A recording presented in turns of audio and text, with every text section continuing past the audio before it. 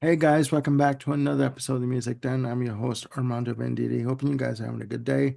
And above all else, that you are indeed looking after yourselves and one another. Ladies and gentlemen, before I get into the topic of this episode, I want to welcome back to the channel my two cohorts, Mr. Ken Cheshire. How's it going, Ken? Going well. Thank you for having me. Glad you're back. And the man of the hour, not the schizophrenic man of the hour, but the man of the hour, Mr. Jim Bricker. You started that, not me. So, how's it I'm going, Jim? I'm vexed. I'm delighted to be with you guys, but boy, am I vexed. Oh, Okie dokie. good to know. Okay, what are You you bet. vexed about? We'll get into that. Ladies and It's this gentlemen. man of the hour thing. We talked off camera about having a telethon for something. We need a Okay, telethon for new names that Armando can give me.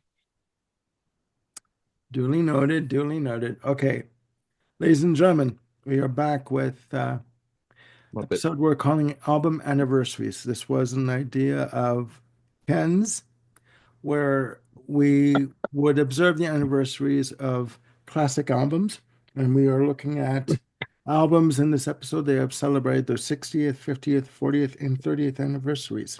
So we've come up with what I would say is quite an eclectic list of artists that are celebrating anniversaries. So, like I've said before, I was raised right by my mama, and I will let Mr. Cheshire and Mr. Bricker go first with their observations of these certain albums, and I will come in last. So what we'll do is we'll tackle each decade, 60th, 50th, 40th, 40th, 30th, separately, and each give our opinion of these albums and close it out. How's that? Sure. Okay. So nothing like keeping it loose, guys, right?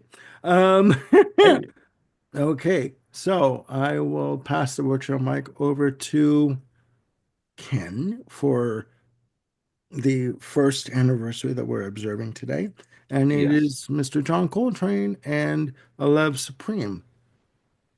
This is, I think, for at least for jazz aficionados, um, uh, this is I think is considered a seminal album um, from a master of the craft at the time. Um, I have a lot of appreciation and respect for the album. Personally, it's not one of my favorites. Now, I am somewhat biased because saxophone is not one of my favorite instruments. Um, Okay. having been a musician for ever since junior high school and playing in various bands and groups, it's probably because I've heard saxophone played so badly that it's just left up. Okay. So even when it's played really well, it still has that. eh. But I'd say the same thing for clarinet too. So maybe it's just reeded, woodwind instruments. I don't know. But Okay. also the style of the music on this album. It strikes me as a little bit too, I'm not sure what the technical phrase is. I refer to it as freestyle. Um, Freeform? free form, freestyle, yeah. Um, I can vaguely hear what key they're playing in, but I just usually don't sense a particular melody of the songs. In other words, after I've listened to it, there's not a melody that, I can go for a walk and sing to myself and whistle. Nothing distinguishable. The Okay. virtuosity of the playing is unbelievable, but like Jim has stated in other videos, it's the the ear, my ear wants to go towards some sort of melody. mhm. What's that tune or whatever. So I recognize and deeply respect it for what it is, just personally for me, it's not in my, um, I don't want to say it's not my wheelhouse. I do enjoy it, but I don't go to it very often, and I wouldn't go to it very often. But there again, much respect and appreciation for it. Okay. Yeah, Jim. I agree with Ken's assessment there that this is sort of uh, in the Mount Olympus of jazz albums for jazz fans, and I think much like a classical piece of music, this needs to be listened to in one whole sitting. So in that sense, Yeah. maybe this is the Beethoven's ninth of jazz. I don't know, but it is a masterpiece. It's just phenomenal. A couple of points to add on to what was Ken was saying there. Um, the playing here is not free of melody. I mean, even just it's a for those who don't know, it's a four-track album. Yes. Um, the theme, track one is called Acknowledgement, and Yes. that's the one where you hear John at the end singing "A Love Supreme," and that's kind Yeah. of the main melody is the boom boom boom boom Yeah. boom boom boom boom. Now what? And there's also similar. There are melodies in the other tracks. Resolution, Pursuance. Part four has a brief melodic thing, but unlike a lot of jazz standards where it's just pick Bye Bye Blackbird. The changes that happen in the main theme when people are soloing on Bye Bye Blackbird, their solo follows those same sort of changes. Whereas with A Love Supreme and all the songs on there, they're just going, they're departing from the text. The main melodic snippets are just the diving board for which they're just going to go on their own path, eventually returning to the melodic statement, but it's not, like I said, it's dissimilar from Bye Bye Blackbird, just to sort of use that as a way to do it. Um, but yeah, this whole album is just, you know, it's really defying belief almost, just the way that these guys played together. Um, Elvin Jones on drums is just, a master of color, fury, swing. I mean, it's just amazing what he is able to do on this album. McCoy Tyner's piano. McCoy has always been in the enviable position to be the I'll say the melodic counterbalance in Coltrane's band. And it's like the first time Coltrane plays Giant Steps, and you hear the recording, and Tyner has to take a solo after Coltrane. It's like what kind of seventh level of hell is that? Is to have Yeah. to Like follow Coltrane's solo, where with can you you go soloing after that? yourself. Exactly. But Tyner on this album with his vamping, his soloing, sometimes it's just basic chord comps, and sometimes he's just ripping a melody, especially in Pursuance. Um, Yeah. man, it's just a fantastic album, and it kind of the whole album starts on this, kind of chant of boom boom boom boom Yeah. boom boom boom boom, That and then it bass line. ends. Yeah. Yeah, and then it ends with these figures and kind of free flowing, um, graceful, pieces by Coltrane with Elvin Jones on timpani and mallets at the end of it, and it just kind of gives this whole album this very amazing bookend of just sort of really deep spiritual playing. And this is definitely the plane that Coltrane was on at that time, Yeah. getting very into the spirituality. And boy, this album is just like the like I said, it's the Mount Olympus of sort of that expression of spiritual jazz, um, on record. So yeah, it's 60 years old, as I will be this year. And dang, it's just phenomenal. So Well, you're comparing yourself to Coltrane. Only in age. That's all I'm gonna do, man. Okay. I've Fair lived enough. longer than Excuse Coltrane. me. This is That true. caught me by the throat there. Um, would you say that, Jim, would you say that it's his best album? Yeah. Short and to the point. Okay. Um, Yeah. I mean, that's fair. That's fair. My exposure to A Love Supreme happened almost 2 years ago.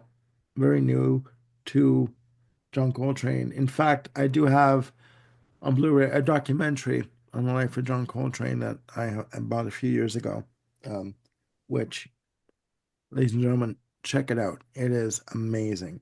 Um, in my notes for this album, after listening to it, and the fact that it's separated into four parts: acknowledgement, resolution, pursuance, and psalm.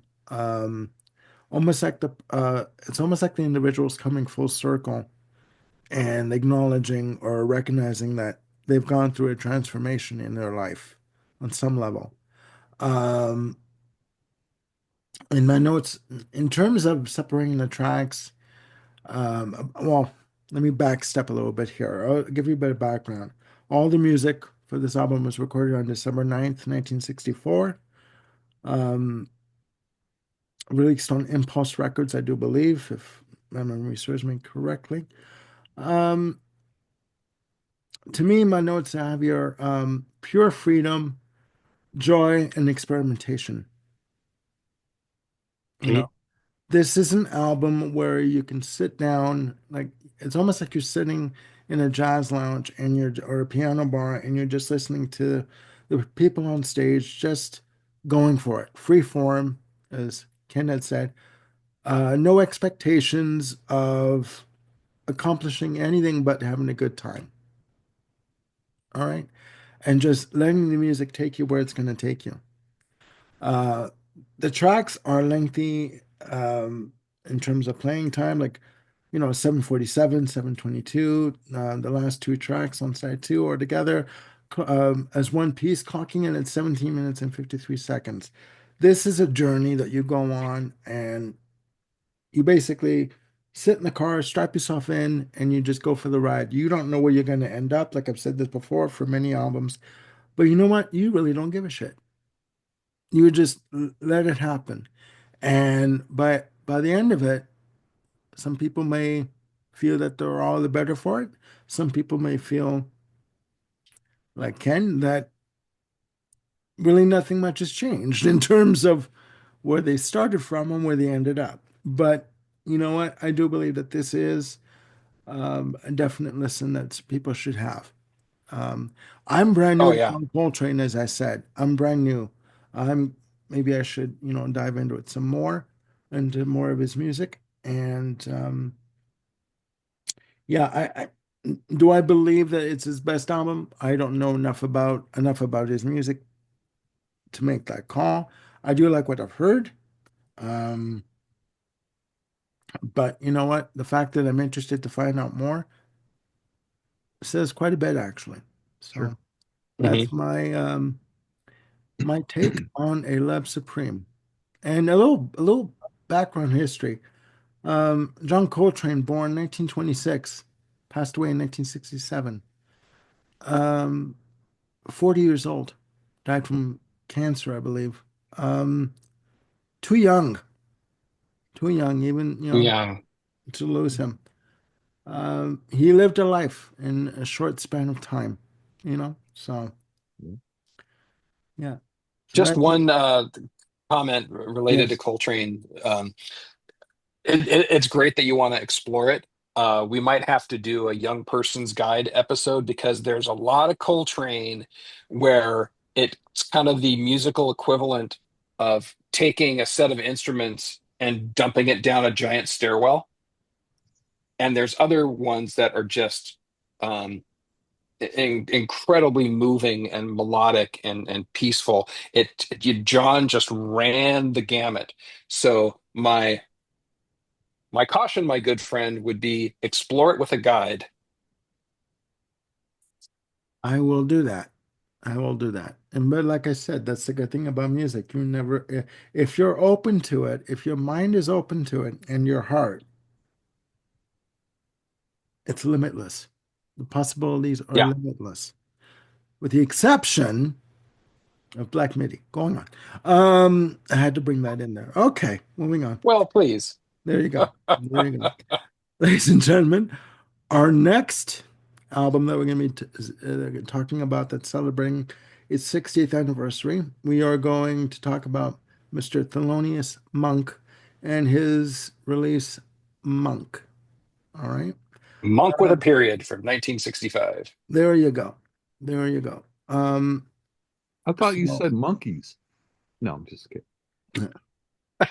there we go. There we Ta-da. go. Released January 25th, 1965. And again, this is the first time I've ever heard a Thelonious Monk album. Hmm. So this was virgin territory for me, Right. so to speak. And and so I was definitely blown away by this myself. But I will let my cohorts go first and give us their opinion on this album. Okay, this one definitely is in my wheelhouse. I love Monk, and part of that there again is my feeling towards instruments. I Piano in jazz is probably one of my favorite instruments, and Monk is just absolutely unbelievable. Um, I don't think there's any of his music that I've heard that I just didn't like. It's just at different levels of how much I like. Um, to my ear, this music has more of a structure to it than the Coltrane.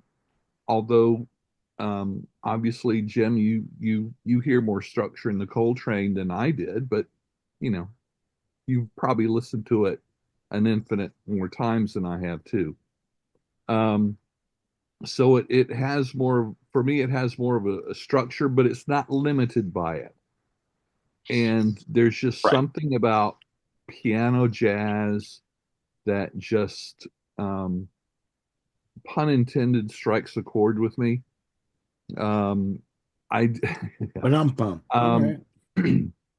I have no specific um, uh, analyzation of it. It just it just brings me good feels. You know, it's like Bill Evans. I just put the album on and just enjoy it. It's just that much. I think maybe I know some musicians that feel music they really like. If they really dig into it and analyze it, it takes some of the enjoyment out of it. Um, and I've kind of experienced that on a few times in my life too. So, but yeah, Monk is a musician that I just really do enjoy his music, and this album I love in particular.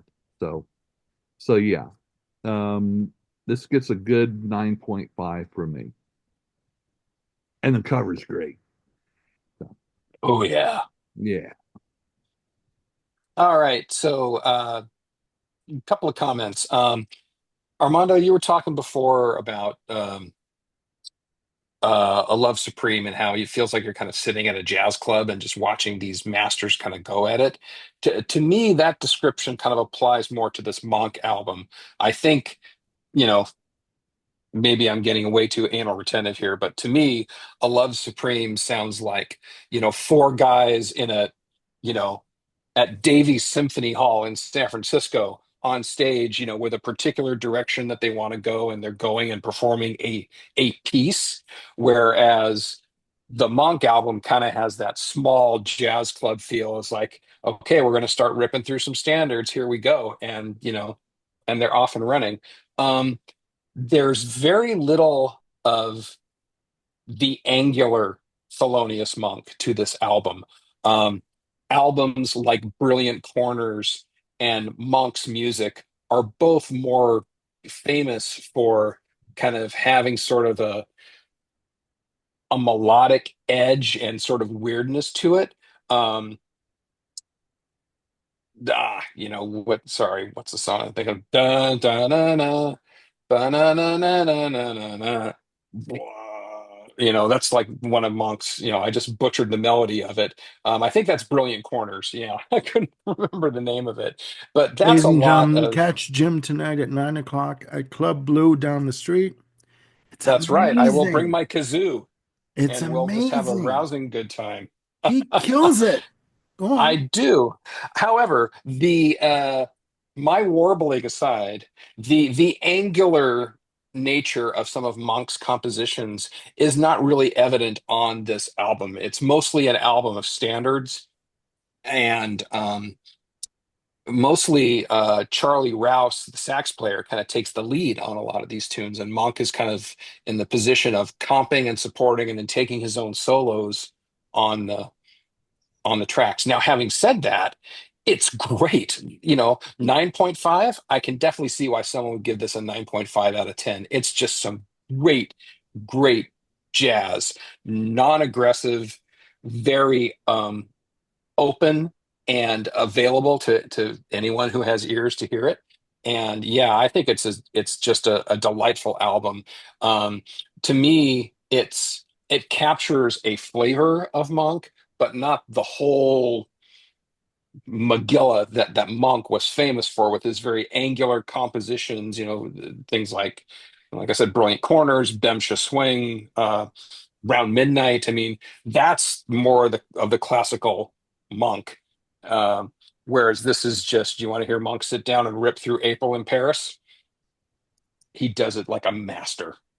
Yep.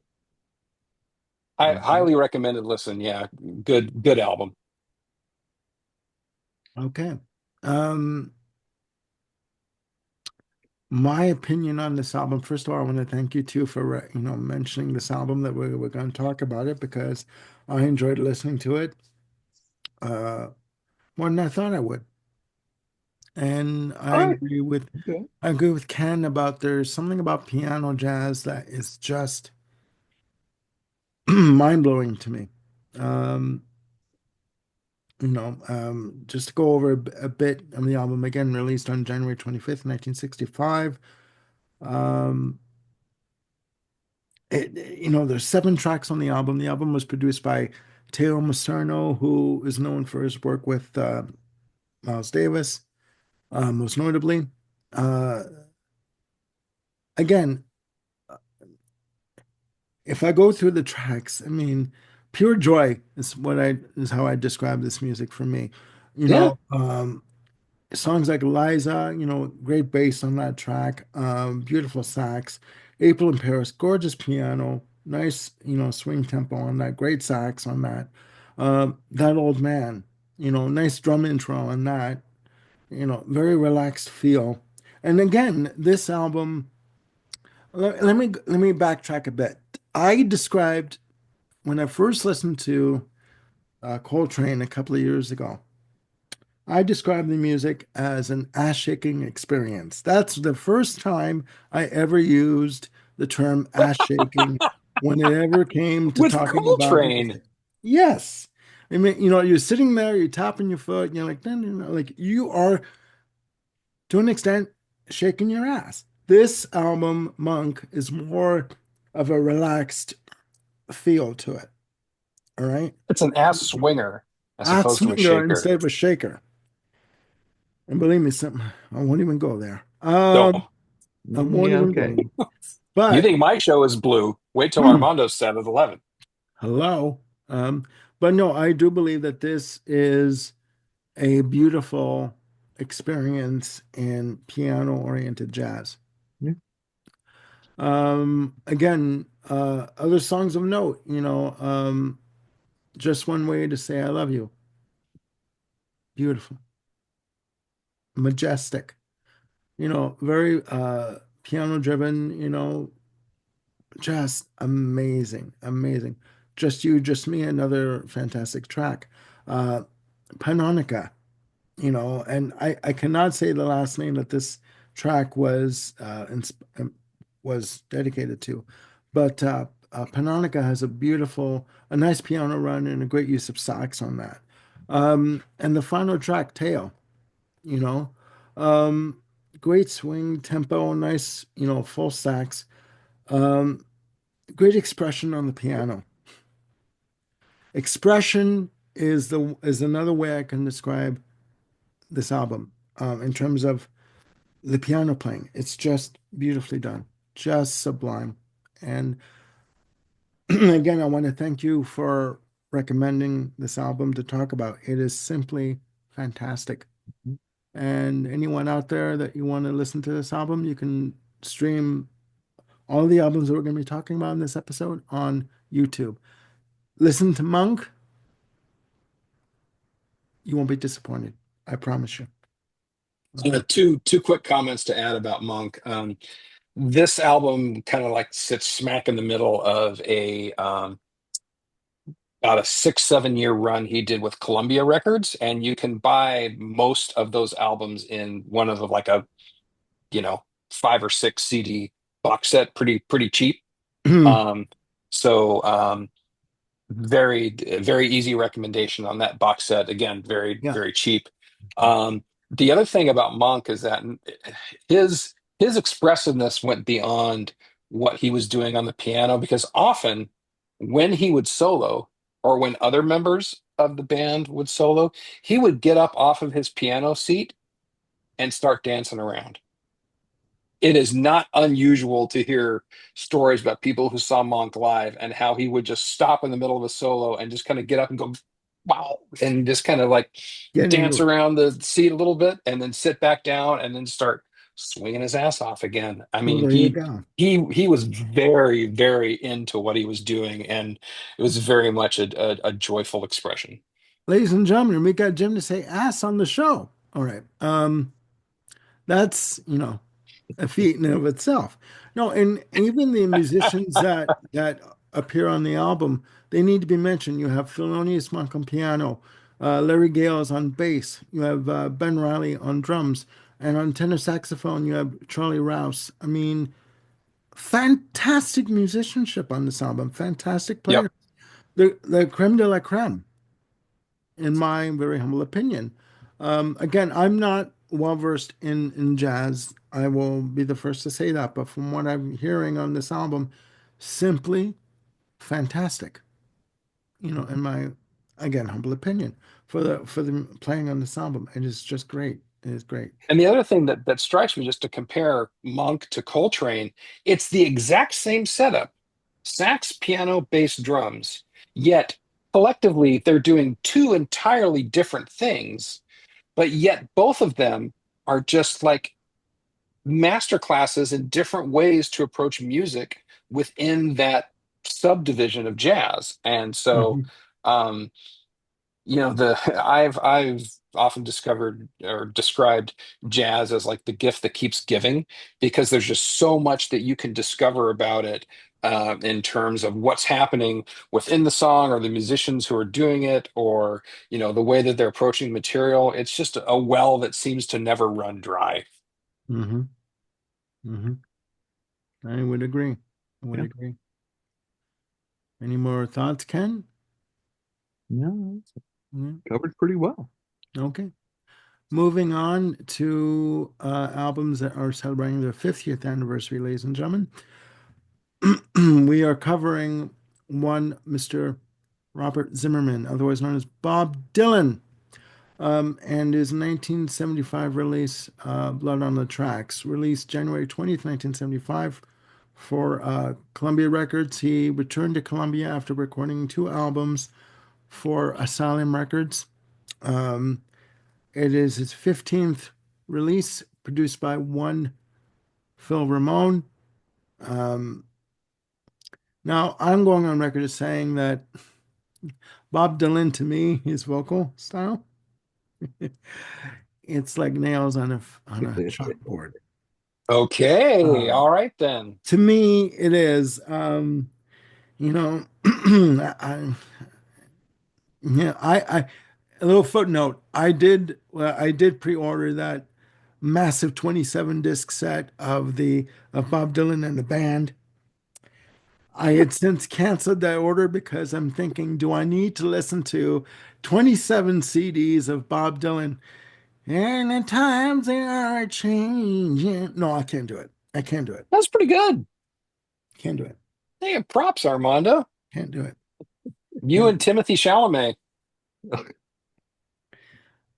I can't even come up with that head of hair. I'm sorry. I couldn't do Well, it. there's Couldn't do that. it. Yeah. But thank you There's for the that. Yeah. compliment. We will be discussing Blood on the Tracks. Now, according to the information I have, the Bob Dylan was going through a divorce, a separation from his estranged wife Sarah at the time. Although his son Jacob has said that these songs, Tangled Up in Blue, etc., are basically his parents talking to one another.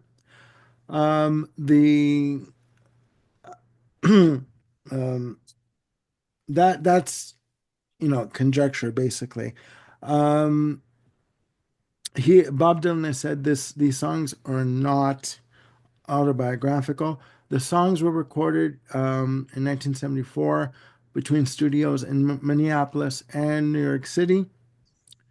So I will let my co-hosts here give their opinion on this album and take it away, Ken. Okay. I understand what you mean about Bob's voice. For me, it was a acquired taste, Sour. and honestly, it depends on the song a lot of times. Um, Having done a deep dive into his catalog about 2 years ago, um, I was surprised to find that there were some songs where he didn't really have that sound, that it really was much Yeah. more melodic and sung, you know, but that's fine. Um, Blood on the Tracks is one of my favorite Dylan albums, and partially because Tangled Up in Blue is my number one song for him. Um, I've I'm never tired of listening to that song. It is just I just love it, and it's probably at the top, within the top five of my favorite story songs. It's got a narrative and it's telling that story. Um, and then followed by Simple Twist of Fate. Those Oh, two songs back to back is just one of the greatest album openers, to me. Hmm. But it also has Lily Rosemary and the Jack of Hearts and Shelter from the Storm, which are both, fantastic tracks too. Now, not all the tracks on that album strike me the same way, but uh, because these songs are so high up on my list of favorite Dylan songs, that automatically uh, makes this album a must for me. It's not a perfect album, but it's one of those close but no cigar albums, you know. Um, I think the production is wonderful. I think his the playing on it is very clean. It's very crisp. It's very tight. Um, yeah. and There again, I appreciate Dylan's ability to write a song that has 28 or 30 verses to it. Um, Sometimes it Most goes on a hard. bit too long, but for me, Yeah. these don't. Um, the song I wish he could have written like that would have been Knocking on Heaven's Door rather than giving us two short verses and then the song is over. But that's another video. Mm. So, so yeah, this album gets a lot of accolades from Dylan fans and just in general. And I think it deserves it. I don't. I meant to look up to see where it falls on the various um best albums of all time. Um, although that's, like Rolling Stone, although those lists are becoming much more subjective these days, What? um, I tend to hold, the older lists a little bit more to heart.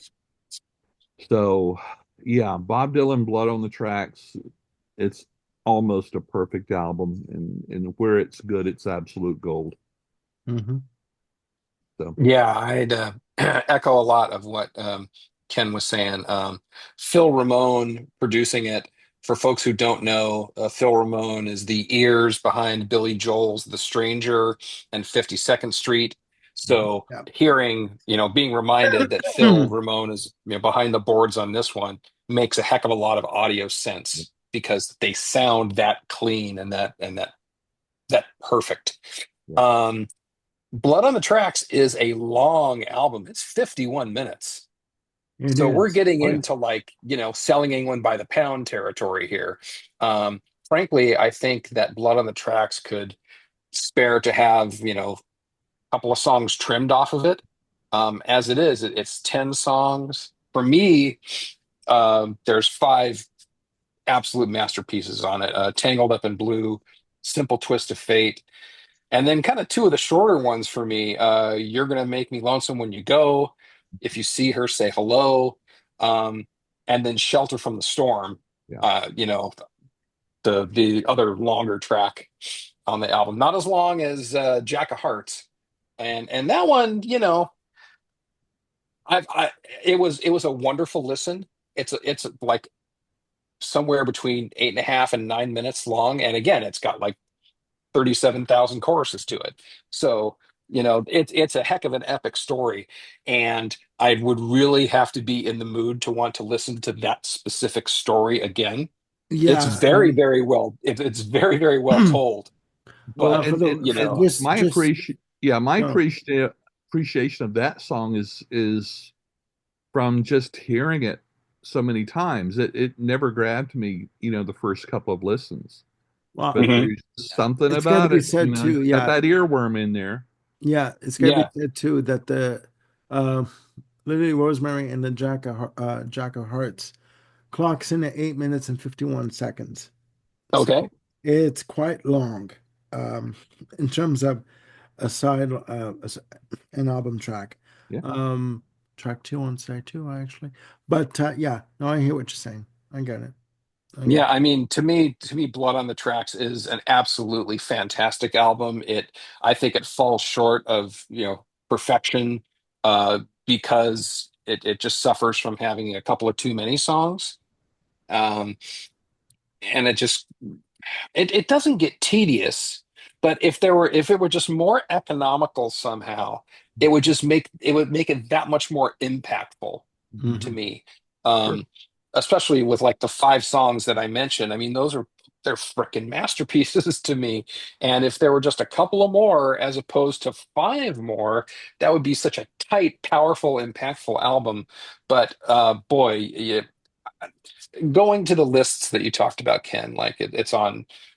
I'm pretty sure this is in the book, both editions of 1,001 albums you have to hear before you Oh die. yeah. And Oh yeah. Yes. yeah, definitely, Yeah. definitely, this album deserves Yeah. um, a listen. And yeah, Tangled Up in Blue, Simple Twist of Fate, Shelter from the Storm. To me, they're Mount Olympus songs. Yeah. And just one more thing, Armando, before you dive in. Sorry.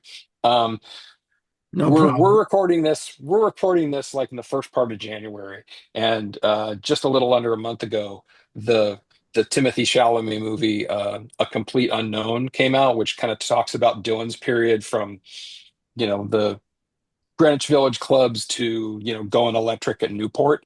And that movie just gave me a much deeper appreciation for the incredible depth and skill of Dylan's songwriting. Mhm.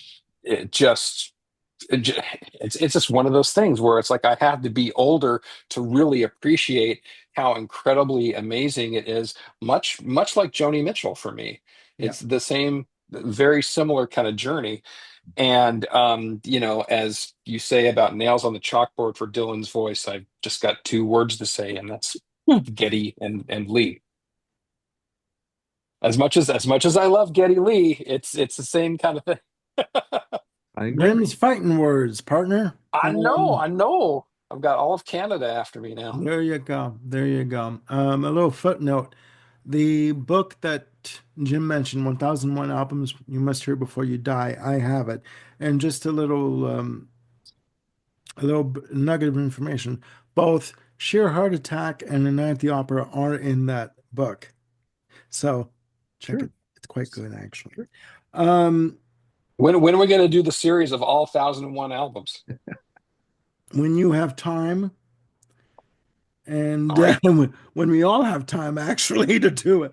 We'll Um, All right, probably sir. need to we'll probably need to split that into two separate videos. at least, at least. Um, okay, now my take on this album, um, first of all, this is a relationship-oriented album. I don't know how in the hell you listen to this album and not think that it couldn't be a relationship-oriented album. Sure. The the man is telling you his life story, basically in his relationship in these songs. And I'm gonna say this: I do like this album much more than I thought I did. I don't find his voice is as, as nasally as, the times they are changing. I'm not going to do it again because it hurt myself the first time by doing it. Um,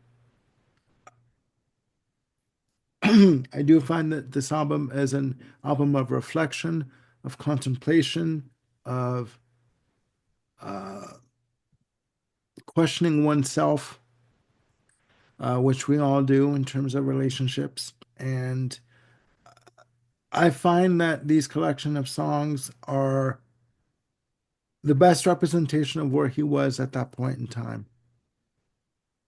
Um, Nobody knew what he was going through with his relationship with Sarah.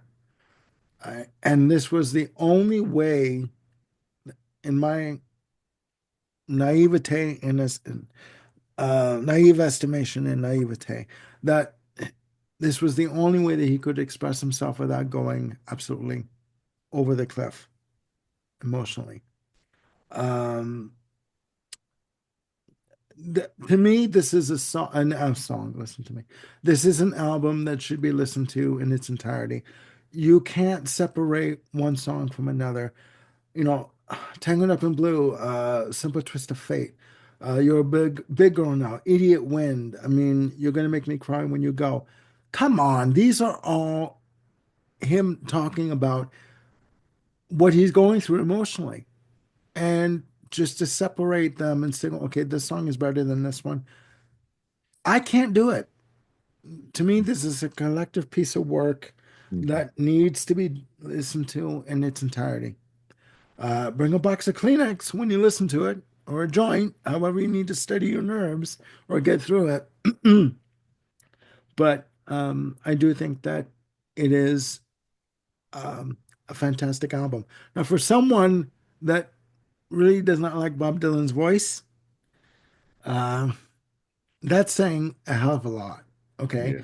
I do Yeah. think on the negative side, in terms of a critique, I do think that Lily Rosemary and the Jack of Hearts should be trimmed down ever so slightly. Because when you do venture into, selling England by the pound territory in terms of playing time, the quality of the production does suffer. It does get a bit tinny and a bit thin, but um, he obviously was of a mindset that it's going out in its entirety, and this is what I'm feeling, and to hell whoever says anything against it, you know. I will be getting myself a copy of this at some point. Not right now, because Christmas wiped me out. But I will be getting myself a copy of this. And Very plus good. I have a whole new stack of CDs I need to listen to. We won't go into that right now. But One more thing to add to that. Yes. Dylan, over the last decade or so, has released some pretty mammoth box sets. I mean, I think you alluded to the, Dylan and the Band 74 tour, which had like 27 discs. There's a Yes. much more reasonably sized set, which I think is called More Blood, More Tracks, which is all from the sessions of Blood on the Tracks. I Forgive me, I didn't look it up. It may have four different versions of Jack and the Hearts on there, some that run 37 minutes. I don't know, but I remember kind of, if I recall correctly, from different Dylan heads appraising the set, they're like, "Wow, this just makes an outstanding album even more outstanding." Or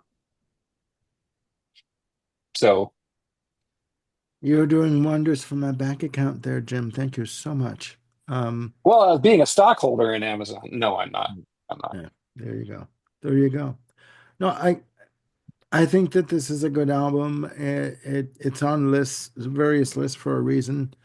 Um, I don't find his voice as annoying, to put it in the best way possible. It is more And melodic. Yeah. yes, Yeah. yes, there is a melodic edge to his voice and his delivery on this album as opposed to others, and others that would follow. Yeah. But yeah, no, I do like this album quite a bit. I do like this album quite a bit. Shall we Mm, move on, or is there any sure. other comments? Okay. Um, we are covering now an album that is celebrating its 40th anniversary.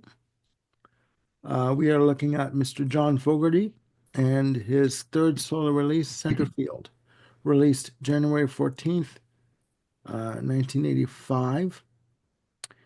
The lead-off single that was released from the album in 1984 was called The Old Man Down the Road. Some people see this album as a return to form for Mr. Fogerty. This was a massive hit for him. Um, and I'm going to mention the minor elephant in the room, the fact that this individual was sued by Fantasy Records for sounding like himself. You assholes. I'm sorry. Okay. How in the hell can you sue somebody for sounding like CCR, Creedence Clearwater Revival, when he is the one that sang the songs and wrote the songs? Assholes. I say it again. That notwithstanding. I've said my piece. We're moving on. Um, Gentlemen, your view on this album? Can I jump in first, Ken, on Yeah. something? Yeah. One thing related is that there is a tremendous U.S. legal precedent that was a result of the lawsuit that you just talked about, Armando, which is where John Fogerty, when he had to defend himself, because he was the defendant and he was being sued by someone else, when it was eventually settled in his favor, Fogerty countersued to say, okay, now you owe me the legal fees for all of the defense that I had to mount. And that worked its way all the way up to the Supreme Court in the US. And now it's become, law of the land. It's like if you are the plaintiff and you sue a defendant and you're, you lose, guess what? You owe the defendant all their legal fees because of the your failed lawsuit. And so it should be. Yeah. And It so it seems should common be. sense. I Yeah. mean, how in the hell did this lawsuit make it to court in the first place? I don't get it. Yeah. I don't I, get I it. think it, I think it all had to do with who owned the songs rather than just sort of the moral high ground of, you know, authorship and, him being the guy that wrote it back then and then he wrote this and. But basically saying you're sounding too much like yourself. Well, Right. somebody saw dollar signs. Like, excuse me, I could say a few words right now, but I won't because this is a family show. But I'm sorry. Like, what am I gonna Paul do? Zantz, he's a dollar sign guy. But what am I gonna do as the singer-songwriter? Alter the pitch of my voice to sound differently? Like, come on. You Yeah. know, like Ken's right. Somebody saw dollar signs, and ultimately it went in John Fogerty's favor. So, but like I said, I'm not one to gossip, so you didn't hear that from me. Um, okay, now getting back to the task at hand, center field, Okay. January 14th, 1985. Your views on this album, Mr. Cheshire? Over on X, formerly known as Twitter, my handle um, is Old Curmudgeon Music Geek, and Ah! um, I wear the mantle of curmudgeon very proudly. Uh, Yes, you do. and yes, I do. And Yes, you do. this album is well within that curmudgeonly wheelhouse.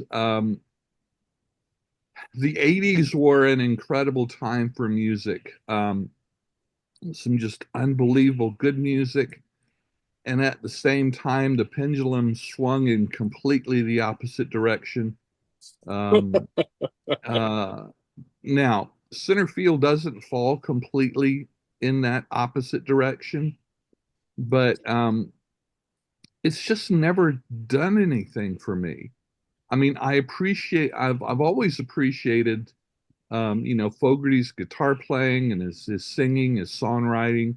Um, I like I like CCR, so, but this is, and part of it's the production value because even in the song Center Field, you hear those claps that sound like they're played off of a $75 Casio keyboard. Exactly. It just sounds like the 80s, and it's like, ugh. Um, Fogerty has an amazing way of writing songs that are basically just one chord. Whether it was with Credence or in his solo, I admire that because that means he's making up um, for that one chord through his vocal lines and his guitar lines. Hmm. Um, Yep. and he plays that well on this album. And at the same time, he's got ones with, 4 and 5 chords and it moves. He can do both. I think that's great. Um, I just feel like I've heard it before. Yeah.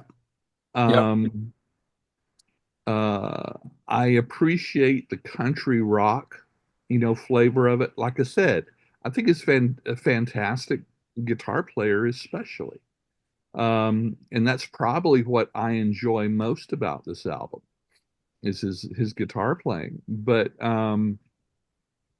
the rest of it is just, like the meme says, meh. Yeah. Um, it never struck me when it came out. I was in college at the time, and so I heard a lot of pop music at the time. Um, but Yeah, and the song Centerfield is the only song that I could particularly pick out that I could remember hearing. But even there, it's just like, yeah, that's just the way I remember it sounding. So um, I can see how it would be popular pop, but Mm. it just didn't stroke my chords. So Good euphemism. yeah, curmudgeon, harump. Chord stroking. Okay. Um, Now, ladies and so gentlemen, go on, James. Go on. yes, yes. So That's the uh 10:30 show. okay. The shortest of all the shows. Yes. So Yes, yes. Bum. Go on. Fogerty center field to me occupies a very, very similar space to Robert Cray's Strong Persuader. And the reason I kind of lump those two together is that they were both very popular and they both didn't sound like any of the other mechanized programmed radio pablum that was going on. To me, they struck a chord because they were good, not great. They were good, and they were just outside of the norm of what was going on in radio at the time. So it had enough. hooks and popularity to be um, to be acceptable, and then they were just both had a uniqueness to it that kind of just put it over the top. Um, and I think in the San Francisco Bay Area, which kind of has adopted John Fogerty as its own prodigy. It was great to kind of hear something that sounded like CCR on the radio again. Um, it was a kind of a welcome bit of audio nostalgia. Um, it didn't hurt that Old Man Down the Road kind of sounded like Run Through the Jungle.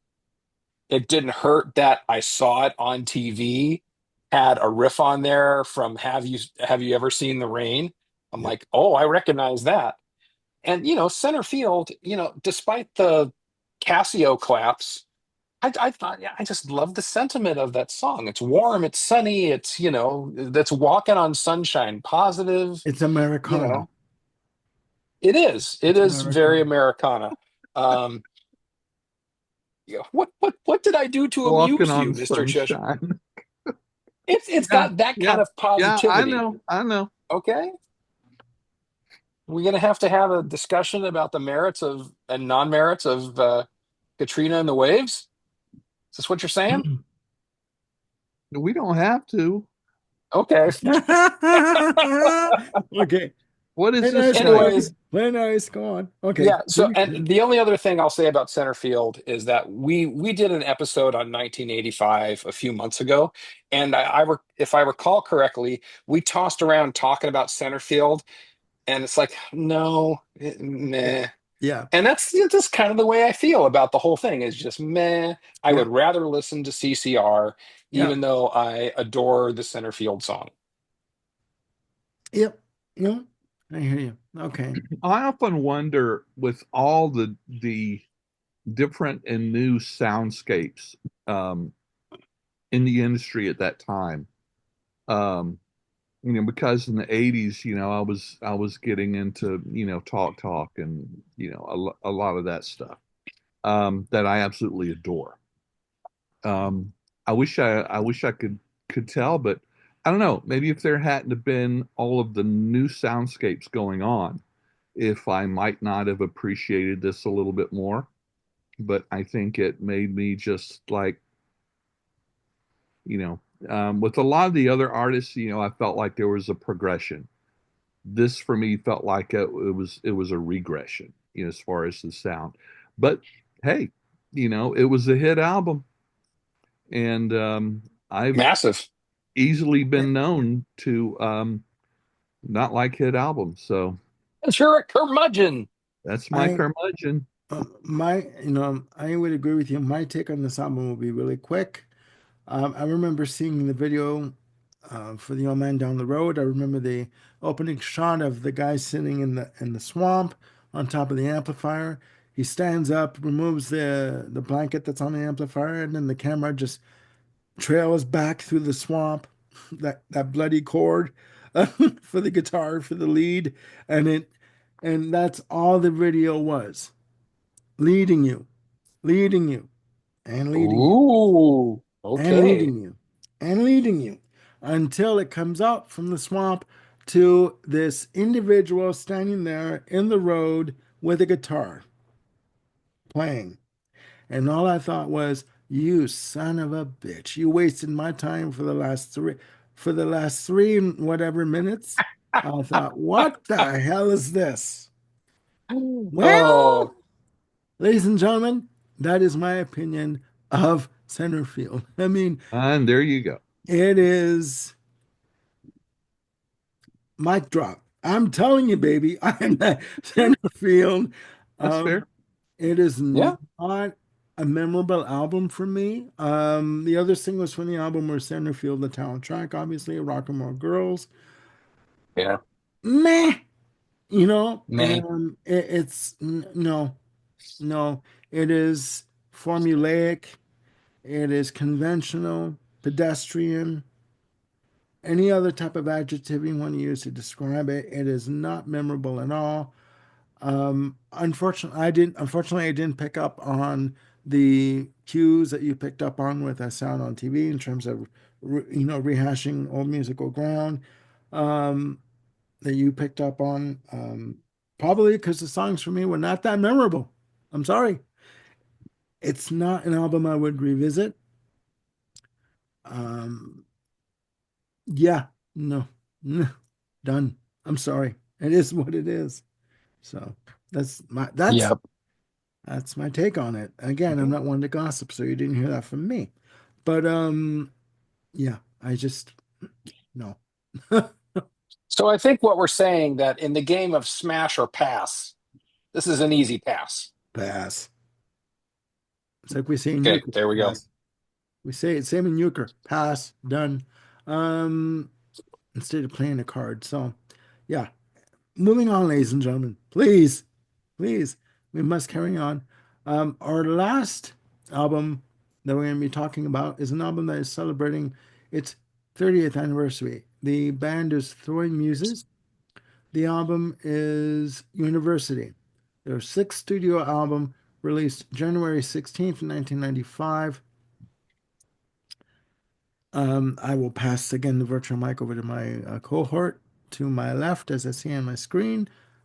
Ken, what is your opinion on this album? Okay, I'm gonna wave my curmudgeonly flag again.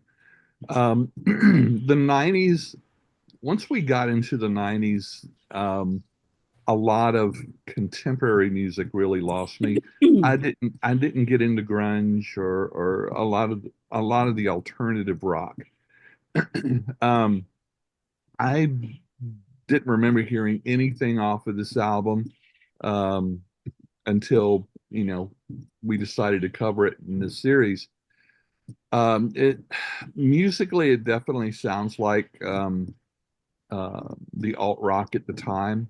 I find the guitar work very typical and uninteresting. However, um, However, go on. yes, the Kristen Hirsch vocals was a nice surprise. Um, Yeah, really nice. Much more melodic than a lot of other alt rock artists at the time, I felt. First of all, there not a whole lot of female vocalists in that genre. Um, she actually, to me, sounds a lot like Christine Amphlett of the Divinals, who I've okay, always I Hey, see really that. liked. I see that. Yeah, I see that. but the but the vocal melodies, they're very melodic. They're very different. The instrumentation under it kind of seems, you know, pretty typical. That's But true. what she does with the vocals is very interesting. And both what she does um, note wise and melody wise, but also the tone and the timbre of her voice is just really nice. Um, uh, but as far as the rest of it, um, eh. It's just the grunge overdriven guitar. Now it's not as heavy as a lot of grunge bands, but it's still right. kind of the same driven um, guitar chords kind of thing Hmm. that I find is I mean when you grew up on Jimmy Page and Eric Clapton and Jeff Beck and something and people like that, to hear this is just like, oh, okay, well, even I could do that. Um, but That's the punk ethos right there. well, That's yeah, where that's this true. evolved from. That's Yeah. true. I mean, in some of the songs, he'll go from chords into arpeggios and stuff. It's like, okay, there's a little bit of variation there, but then he just goes right back into chords. So anyway, this album Anyway, is ladies and is more gentlemen, interesting than I thought it would be, and I am curious about other albums with her vocals that I Hmm. will probably when I have time I will investigate that a little bit. But overall, I wouldn't go to it just in general. Mhm. So I'll add a little more context into that. So Kristen Hirsch and her stepsister Tanya Donnelly were the ones that kind of were the mainstays of Throwing Muses until like the very early 90s. Um, Tanya Donnelly split off and had, much greater chart success with the Breeders. You might know their song Cannonball. That's an Yes, absolute yes, killer and see track. there and see there and yeah. Yeah, Yeah, and then also the band Belly, who have a song called Kelly. Yeah. Feed the Tree, which is one of my just all-time favorite songs. I just Okay. love how that goes. So there's a so there is like an alt rock DNA that really lives strongly within Throwing Muses. I remember them hearing them on our college radio where, REM was too normal and Throwing Muses was just on the acceptable side of, Okay, I eclectic. see that. But it All right. was, sort of in that period of time where they were and they were on, alternative radio here in the Bay Area a lot. It's like edgy pop edgy pop with a very alt kind of feel.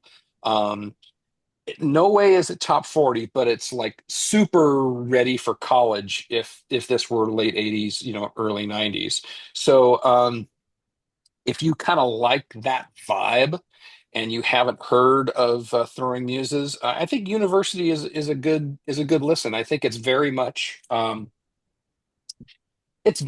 of its time, but unlike Center Field, you can listen to it, today and just say, okay, I get that. That has an appeal. It isn't mired by like the same kind of production techniques that Center Field is mired with. Mhm. There's an openness and edginess and kind of a up yoursness to the whole Throwing Muses, way that they do things that don't make it sound dated. Although of course, I say that, but you can listen to it and go, oh yeah, that sounds early 90s. So I guess what I'm saying is that it sounds dated, but the production techniques don't date it in a negative way. That's what I wanted to say, in a negative way. That's what I get for just speaking off the top of my head on all these episodes and not having Okay. detailed notes. Okay. Um, all right. My view on this album, I was pleasantly surprised. Um, first by Kristen Hirsch's vocals, which to me has a slightly husky delivery um, in her singing voice. I just think that these songs are a collection of songs that are catchy. They have catchy hooks. They are melodic. I like the fact that um, they do use um, more symphonic elements like cellos, etc., in their arrangements. Um, I do remember seeing the video for Bright Yellow Gun that was on Much Music in the 90s when it came out. I was reminded of it when I listened to this album on YouTube. I remembered it. Um, I do like the fact that, the title track, University, um, where is it here? I have in my notes here. In my notes, I have a great guitar chords on the intro. To me, it sounds like something that Susie and the Banshees would do. Very atmospheric, very eerie in spots, but catchy melody on the piece. And the track Snake Face is very percussive and has the bass playing on this album is fantastic. Yeah. I gotta say. And it is Great rhythm prominent. section. Yeah, great rhythm section, great bass in the mix, and it's pretty prominent in some tracks. Um, I do I do hear the up yours mentality in the production in the type of music that's on here. Like, fuck you, we can do it ourselves. There you go. Like, we recorded this in a cardboard box, with, with, with a In the two rain track, in Seattle, and we loved it. with a two track, and we were on the street, and People were passing us cans of tuna to eat for dinner, and we fucking loved it, guys. I mean, that was what real, roughing it is. You know what I mean? Even though You're there all a was a bunch of seven, posers. We were real rock and rollers. exactly. Even though there was a hotel down the street that was offering us, free room and board, but we didn't take it, damn it, because we have principles and ethics. It's that kind of mentality that There you comes go. through on the album, right? Um, I do like this album. I will be investigating it some more. I will be getting it off of Amazon. By the way, guys, you can get it off Amazon for as low as 3.99. You know, Yeah, and lots of secondary markets, yes, secondary sellers have it. yes, on Amazon, at least 14 the last time I saw. And I will be investigating some of their other material too, some of their other albums. I do like this album, um, much more than I thought I Hey, would. So thank you again for introducing this Thelonious Monk and reminding me of John Coltrane for this list. So I'd say we covered a lot of territory. I'd yeah, say it might even be a little schizophrenic. there you go. There you go. Um, yeah, I mean, Eccentric for sure, maybe not so eccentric, much. yes, definitely. Eclectic There you go. is another word for this. So, I like that. That's why you're in charge. well, at least I'm in charge of something around here. Uh, ladies and gentlemen, that brings us to a close on our first episode, bringing you album anniversaries. Um, please put down in the comments below your opinion of these albums that we have discussed. Again, there are no right or wrong answers, just opinion, and there is nothing wrong with giving an opinion, right? So I want to thank Mr. Ken Cheshire and Mr. Jim Bricker for joining me on this once again musically schizophrenic journey to bring you this episode. We will be back with more episodes very soon. Please click like and subscribe and hit the notification bell to keep yourselves on top of any new content I've got coming up. And we'll see you soon, very soon, with more episodes to come. Bye for now.